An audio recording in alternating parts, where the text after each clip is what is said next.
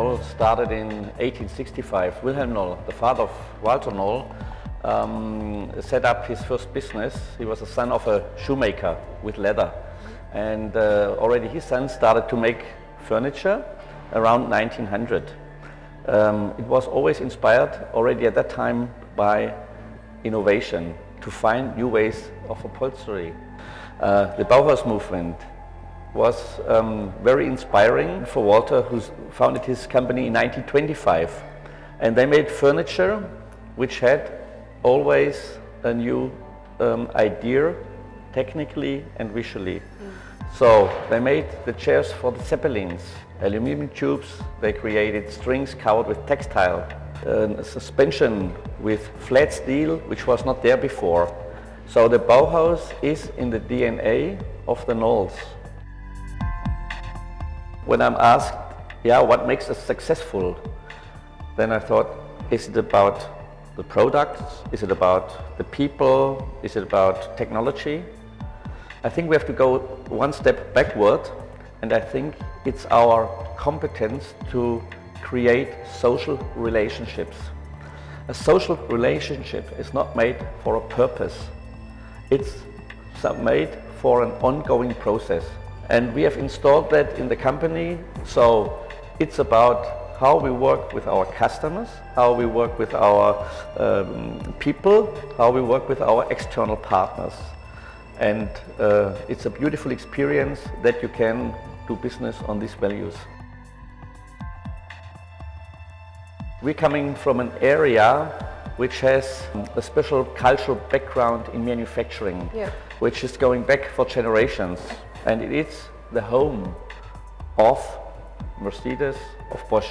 When you go into a showroom, a chair, a table, a sofa is a strong visual impression. And it shows about the idea of the brand and the performance of the brand. And it's an experience that you know which three-dimensional form works for which personality, privately or corporate. What we can do, we do to perfection.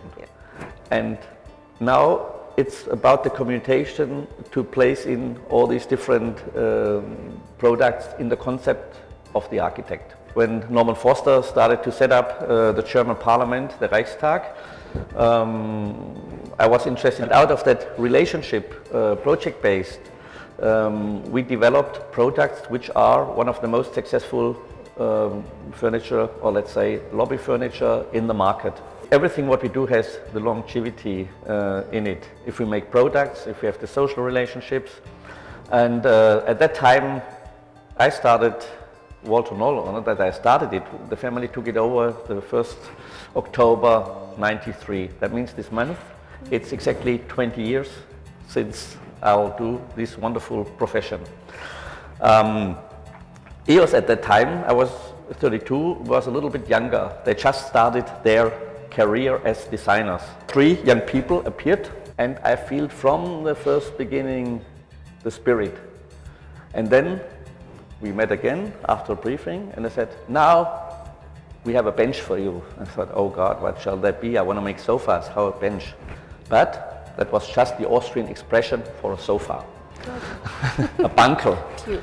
So the Jason sofa line came alive with flipping armrests. That was technically and aesthetically a real innovation. It's still in the program today after 17 years. The new Knoll, the new Walter Knoll was born. Inspiration is traveling. What I'm searching for is the different tribes in the world, the native tribes, their thoughts, and you will see they have a lot of things in difference. But more important is to find out what's in common, because this is what creates the space for international design. It's the mix between craftsmanship, between materials, and it's even in the oldest native tribe in their genes. The native tribes with their natural colors create something which appeals to our old brain structure, because it's coming from nature, it's coming from animals, it's coming from flowers or soil. And this is something which inspires us. We want to create something which is very deeply in us. Now you see the mood boards, and at the end you see the colors of the leathers. And for us it's very important, longevity. So not colors which are there as fashion, something which is strong and stays for a long time. Thank you very much for listening. It was a pleasure to give you some of my inspiration and my background. Thank you.